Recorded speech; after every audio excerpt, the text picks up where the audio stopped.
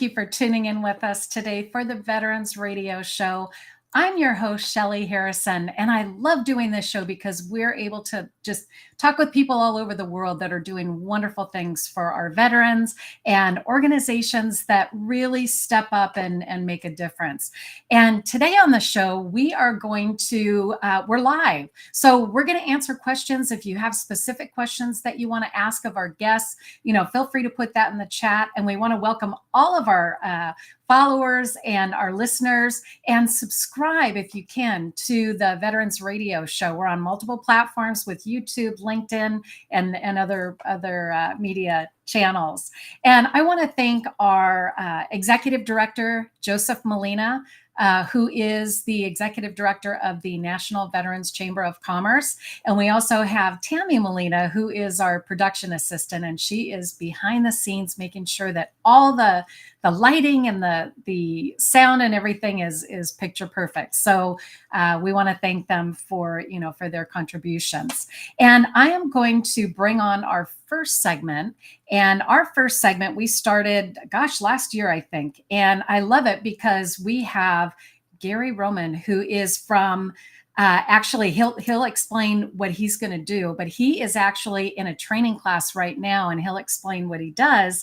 But we have a special guest that he's going to be talking with today. So I would like to welcome Gary Roman and also Michael Diamond, who is serving in the Marines right now. So thank you so much. And here's the segment. Hello, everyone. Good to be with you. This is Gary Roman.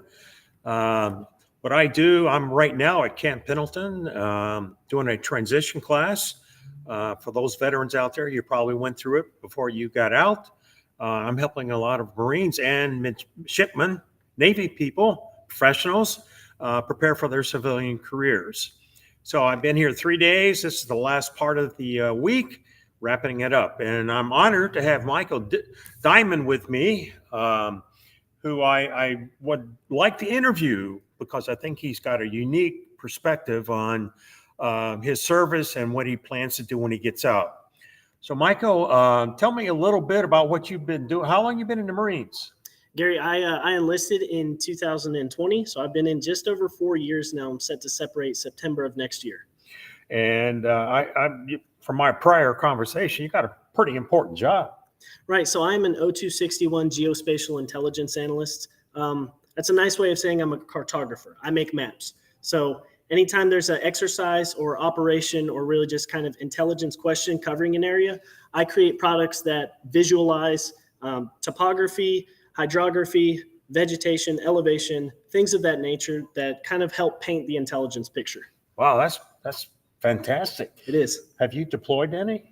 I have not. So I've been working in one cell the entire time I've been enlisted, basically. I got out of schoolhouse, got here to Camp Pendleton, and I've been working with 1st Intelligence Battalion IOC. Now we call it the SIP cell. But I've been native to that since I've been in. I guess I've just done such a good job, they don't want to let me go. Oh, that's outstanding.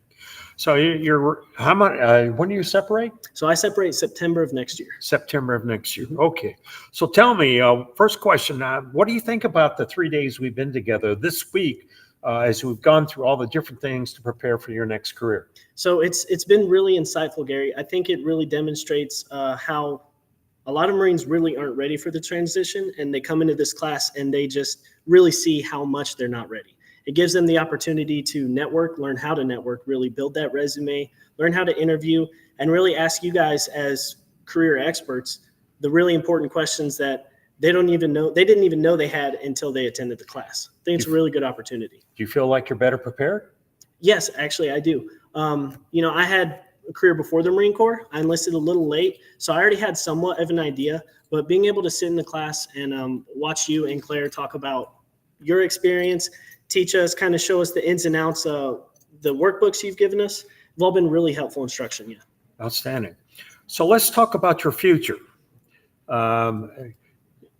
We've had a prior conversation, and I will say Michael is ahead of the game because a lot of veterans that come into this class are uncertain what they want to do when they get out. And I would say 70% have no idea. They're trying to figure that out. But as Michael said, he had a prior career before he joined the Marines, which I think has helped him immensely. So, Michael, why don't you share what you're planning to do when you get out? Yeah, so right now I'm doing my workup for a skill bridge program called Operation Socrates. They're a skill bridge program that helps connect veterans that want to transition into the profession of teaching. So right now I'm in college. I'm working on getting my bachelor's in history. I'm going to graduate in June. So my plans are to skill bridge starting in April, and we get 4 months in the military. So from April to August, I will be working with a college, shadowing a professor who will be mentoring me, kind of showing me the ropes of what they do behind the scenes, right? Not just instructing in the classroom, but whenever it comes to writing up their lesson plans, grading, things like that. So I'll be working hand in hand with them for about 4 months. Then I'll come back, EAS, separate. My plan is to go ahead and use my GI Bill to finish my master's, hopefully my doctorates. But the community college I want to teach at requires a master's. So after that, I'll be able to teach. Now, the cool thing about Operation Socrates is that after you finish your skill bridge program, you're not done with them. They're going to come back after you separate, and they're going to help you with the transitional process of actually becoming an educator in whatever state you want to. Well, I've checked that out after you gave me that information. It's a fabulous program. And for our listeners out there, I'm working with Joe Molina right now to start a skill bridge program featuring focusing on sales management for those that would like to go into that profession. So stay tuned, and we'll be giving you more information about that as we get close. We hope to roll it out the first part of January 2025. And I'm just terribly excited about it. So you will probably start that skill bridge of what did you say, 120 days, 90 days, right, before you separate? So you have 120 days to use. I'm starting in April and all the way through August, and I'm taking that last month as my my terminal leave to kind of help me set up for the process of being home and everything. So why teaching, Michael? Yeah, so it's a really interesting question, Gary, because before the Marine Corps, I worked in sales. Coming into the Marine Corps, I work in intelligence and what's called GIS, Geospatial Intelligence Solutions. So my careers have kind of switched a lot. And whenever I get out, I'm trying to transition into teaching. But really the thing about it is that I've always had a passion for teaching. In sales, I taught, my workers my methods, different methods, tried and true methods. In my job right now, I do a lot of teaching. So that is my passion. And I really enjoyed my time at college because I think the academic environment really suits me. I love studying, I love researching, and history is my favorite subject. So I figured I could put those two together and have teaching history. But the real important thing about it for me is that I like leaving an impact on people. And in my opinion, teaching is one of the greatest impacts you could leave on someone, especially if they learn something for life. So that's really why I wanted to hone in on teaching at a collegiate level. Well, that's outstanding. I would imagine as you approach the end of your military career, you're more confident about your future. Yes, definitely. Yeah. So I've had a couple days to really get to know Michael. I will tell you, all veterans are outstanding, but I tell you, Michael is he's outstanding. His knowledge base, his professionalism, the way he looks at his future, you could tell he's on a mission. He wants to make other people better. And I, quite honestly, I shouldn't say this, but I will. I'm trying to nudge Michael to take part in our Skill Bridge program when we open up the first part of the year because he has a sales background. Right. But Michael, thank you so much for your time. Thank you. And we're going to bring you back on, I think, as time goes on. Yeah. But we want to keep up with you and see how you're doing, and we wish you the very best. Of course, yeah, thank you. And thank you guys for having me on the show. I really appreciate the opportunity to kind of tell my story. Thank you. And that was a very inspiring story. Good luck to you, Michael. It's so refreshing. You've got a lot of things ahead of you that are just going to really help you, just to help so many people. And congratulations. And Gary, thank you for your segment. You always bring on such inspiring people. So thank you. Next, we are going to interview, I'm going to interview our next guest. And Sandra, she is the Director of Military Outreach at Excelsior, and her accomplishments are She is a senior regional coordinator, career readiness instructor. She also is a Army veteran, veteran advocate, 24 George W. Bush Institute scholar, military community leader, and a military does military transition and benefits. She's an expert in that area. So I would like to welcome Sandra to the show. Hi, Sandra. Hi, Shelley. How are you? I'm doing good, And you know what? I did not mention your last name, and tell us how to pronounce your last name. Ambutate. Okay, so that's how I was going to pronounce it. Thank you. Yeah. And we want to thank you for your service too, because I know that you have definitely served, and I'd like to start with that experience. If you can kind of share what your military experience was, which branch of the military, and just kind of share that information with us. Yeah, absolutely. I would love to. So first, thanks so much for having me here. Really excited to be part of this show. But I served in the Army for 8 years. So a little funny story. I actually joined the military without speaking any English. I come from Eastern Europe. My family was a green card.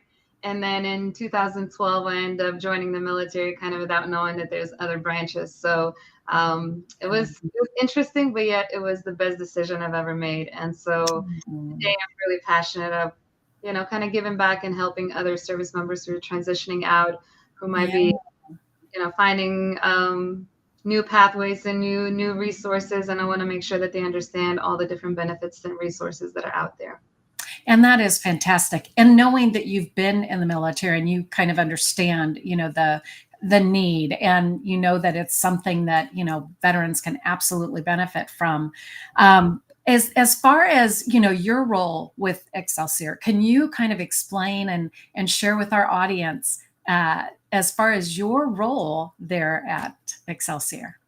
Yeah, so I am a director of military outreach and veteran partnerships at Excelsior University, and Excelsior University is an accredited not-for-profit distance learning institution.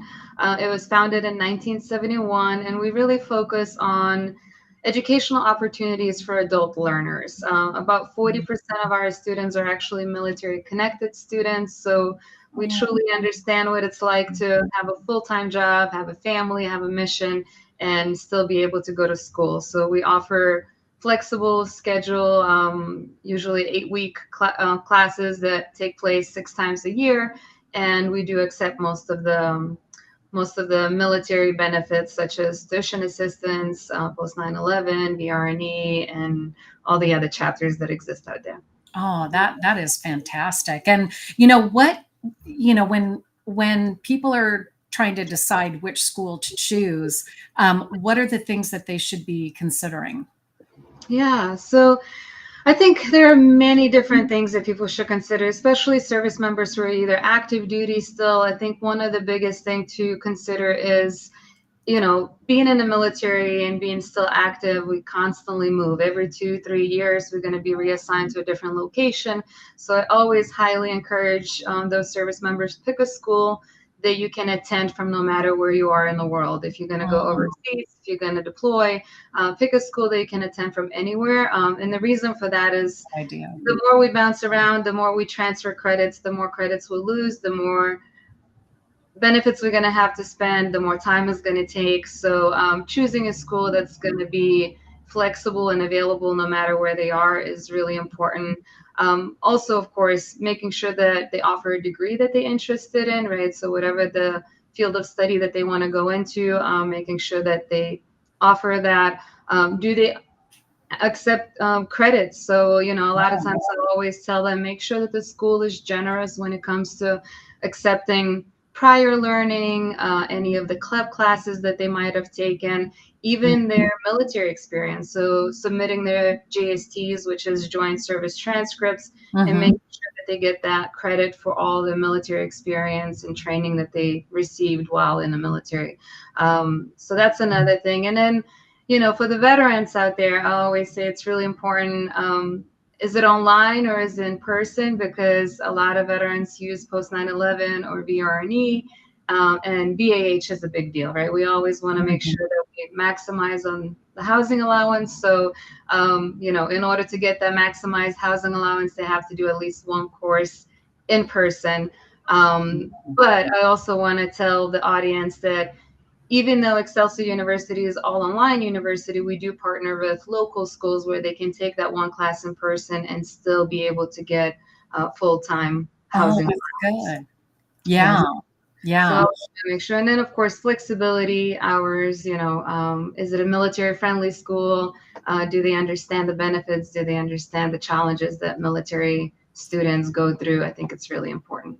Yeah, there are a lot of factors to consider. And it sounds like, I mean, you apparently you love what you do, and I can tell just because you're very invested. What do you enjoy most about the job that you do, Sandra? Yeah, so I'll be completely honest. Transitioning out of the military wasn't easy for me for many reasons. I wasn't ready to get out. It was kind of medical condition, and I had, was found unfit and had to transition out. Yeah. So to me, it was challenging, but it took me so long to truly understand all the benefits that are out there, how to maximize those benefits. And I always say, it took me over 10 years to really, really understand every detail and how everything works. And the least I can do is to give back to Oh, my brothers and sisters who are transitioning after me, or the ones that are still active duty. But I want to make sure that they understand, that they maximize, and I want to hear less stories. I wish I knew, right? I want to hear more yeah. stories of, I'm glad I knew and I'm glad I did it the way I did it. I don't want to hear regretful stories where people, just jumped in, start using benefits, and then Should have. realize Yeah. there Yeah. were ways to do so. Oh, yeah. And I noticed that you have quite a book selection behind you.